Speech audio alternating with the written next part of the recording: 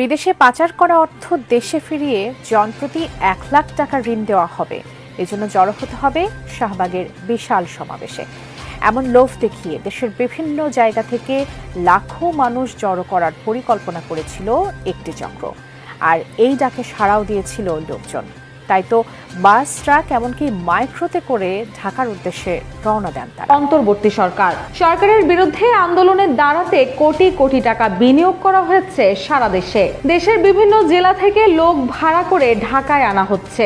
রিকশা শ্রমিকদের আন্দোলন সহ শিক্ষার্থীদের উস্কানি দেওয়ার পাশাপাশি বিভিন্ন দাবিতে আগামী কয়েকদিন ঢাকায় আন্দোলন করে অস্থিরতা করার বড় প্ল্যানের ধারণা করা হচ্ছে।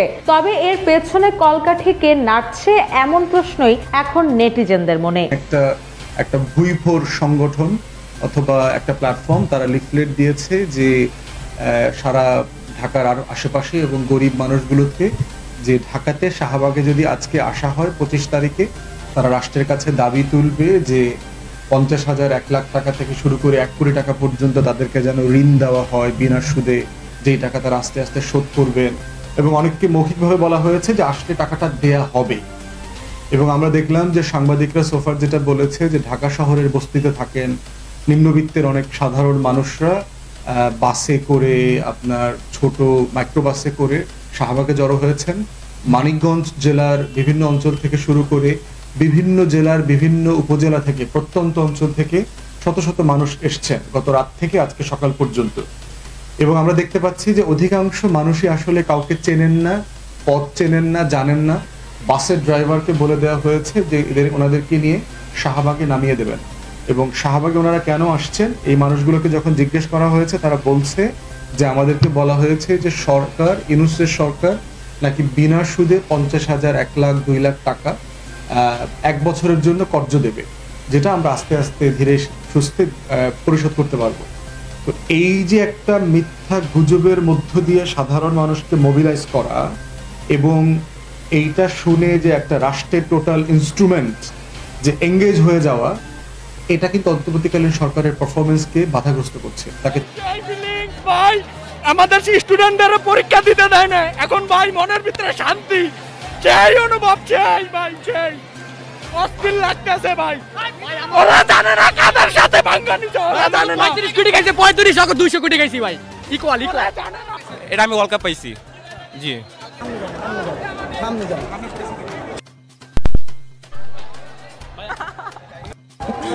ভাই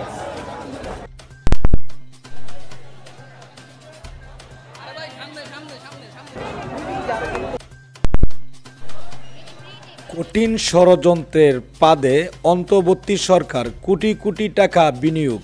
ডক্টর ইউনূসকে বিপদে পালানোর জন্য শেখ হাসিনার নতুন চাল শুরু। ইউনূসকে কিভাবে ধ্বংস করবে, মানুষের কাছে কিভাবে বোকা বানাবে, এই নিয়ে মাফিয়া সরকার শেখ হাসিনা ইন্ডিয়া থেকে ষড়যন্ত্র করছে বাংলাদেশের উপর। রীতিমতো আজকের এই ভিডিওটি দেখলে আপনি অবাক হয়ে যাবেন। অত্যন্ত গুরুত্বপূর্ণ আজকের এই ভিডিওটি, অবশ্যই না টেনে সম্পূর্ণ ভিডিওটি দেখুন। রিকশা চালকদের আন্দোলনে ছদ্মবেশে নিষিদ্ধ ছাত্রলীগ নেতা। বাংলাদেশে রিকশা চালকদের দিয়ে কঠিনভাবে আরও একটি ষড়যন্ত্রের শিকার হতে যাচ্ছে আমাদের বাংলাদেশ অন্তর্বর্তী সরকারের ডক্টর ইউনূস। রিকশা চালকদের সাথে ছদ্মবেশ নিয়ে এবার যুক্ত হয়েছে নিষিদ্ধে থাকা সে ছাত্রলীগ গুন্ডা বাহিনীরা। এই নিয়েও থাকছে আজকের এই ভিডিওতে বিস্তারিত। লক্ষ কোটি টাকার লোভ দেখিয়ে গণ উদ্ধারের ব্যর্থ চেষ্টা, নিপত্তে কারা। একটা টোকেন ধরিয়ে দিয়েছে, এখানে গেলে বিনা সুদে আপনি লক্ষ টাকা পাবেন। তো দর্শক, এটার নিপত্তে কারা অবশেষে জানা গেল, সেই নিয়েও আজকে বিস্তারিত রয়েছে এই ভিডিওতে। দর্শক, অত্যন্ত গুরুত্বপূর্ণ আজকের এই ভিডিওটি, কেউ স্কিপ করে যাবেন না। ঋণের নামে ডক্টর ইউনূসকে পতনের ভয়ঙ্কর পরিকল্পনা এবার ফাঁস। কে কোন জেলা থেকে আজকে আমাদের এই ভিডিওটি দেখছেন অবশ্যই কমেন্টসের মাধ্যমে জানিয়ে দিন। দয়া করে আজকের এই ভিডিওটি আপনার সোশ্যাল মিডিয়াতে শেয়ার করে দিন। চ্যানেলে যদি নতুন হয়ে থাকেন, প্রতিনিয়ত সবার আগে আপডেট নিউজ পেতে আমাদের এই চ্যানেলটি সাবস্ক্রাইব করে রাখুন ও একটি লাইক দিয়ে দেখতে থাকুন সম্পূর্ণ ভিডিওটি। বিনা সুদে 1 লাখ টাকা থেকে 1 কোটি টাকা পর্যন্ত ঋণ দেওয়ার প্রলোভন দেখিয়ে দেশের বিভিন্ন স্থান থেকে নারী পুরুষকে ঢাকায় আনার চেষ্টা করে একটি প্রতারক চক্র। 24 নভেম্বর মধ্যরাত থেকে ভোর পর্যন্ত রাজধানীতে ঘটে এমন আজব ঘটনা। রাত থেকে কয়েকটি বাস এবং মাইক্রোবাসে করে ঢাকায় আসতেও শুরু করেন মানুষজন। পরে আইনশৃঙ্খলা রক্ষাকারী বাহিনী ও শিক্ষার্থীরা সেসব বাস সরিয়ে দেয়।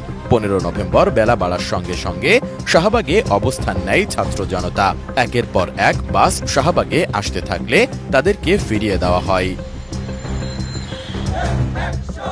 জানা যায় রাত 1টা থেকে দুপুর 12টা পর্যন্ত সারা দেশ থেকে বাস, মাইক্রোবাস ও পিকআপে করে ঢাকায় মানুষকে জড়ো করা হচ্ছিল।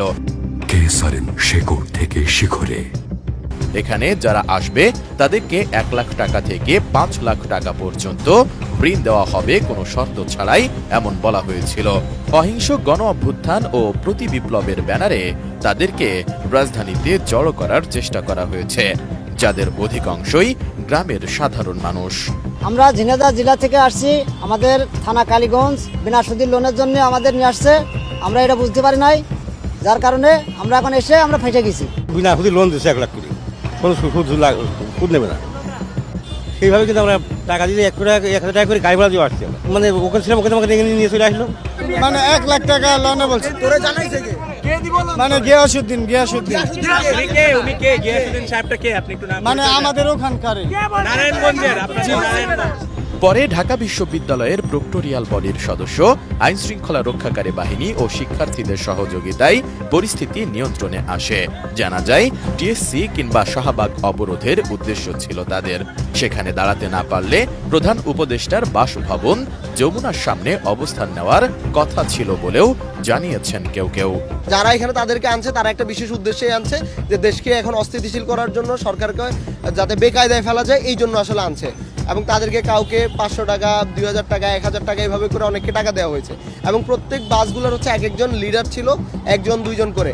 এবং এখানে একটা বিষয় হচ্ছে অনেক বেশি পরিমাণে নারী উপস্থিতি ছিল। ওনাদেরকে মিস ইনফরমেশন দিয়ে এখানে আনা হয়েছে। কিশোরগঞ্জে কল করেছি, কুমিল্লাতে কল করেছি, তখন আমরা আসলে বুঝতে পারলাম যে হ্যাঁ, এলাকা থেকে কিছু মানুষ ঢাকার উদ্দেশ্যে এসেছে, সব মহিলা পাঠাইছে, যেন এখানে একটা মিসক্রিয়েট হয় আর ওটা আমরা সামলাইতে না পারি। যে সংগঠনটি ঢাকায় লোকজন জড়ো করার চেষ্টা করেছিল তার নাম অহিংস গণ অভ্যুত্থান বাংলাদেশ বলে জানা যায়। ঢাকায় জড়ো হওয়া লোকজনের হাতে এ নামের টোকেন কাগজ পাওয়া যায়। তাতে লেখা আছে এই সংগঠনের আহ্বায়ক আহম মোস্তফা আমিন, আর সেখানে দেওয়া তার নাম্বারটিও বন্ধ রয়েছে। পুলিশ জানায় ভুয়া গণ অভ্যুত্থান ও প্রতি বিপ্লবের ডাক দেওয়া চক্রের হোতাদের খুঁজে বের করার চেষ্টা চলছে। টাকা পর্যন্ত সুদমুক্ত ঋণ দেওয়ার কথা বলে লক্ষ্মীপুরের হতদরিদ্র মানুষদের প্রলোভন দেখানো হয়। রোববার রাতে অহিংস আন্দোলন বাংলাদেশ নামে একটি সংগঠনের কথিত সেই সমাবেশে নেওয়ার জন্য কমলনগর উপজেলার 3 শতাধিক নারী পুরুষ কিশোর কিশোরীকে একত্রিত করা হয়। জেলার কমলনগর উপজেলার করইতলা বাজারে এই ঘটনা ঘটে। রাতে স্থানীয়রা তাদেরকে ঘেরাও করে সেনাবাহিনী সহ আইন শৃঙ্খলা রক্ষাকারী বাহিনীকে খবর দেয়। পরে সেনাবাহিনী ও পুলিশ ঘটনাস্থল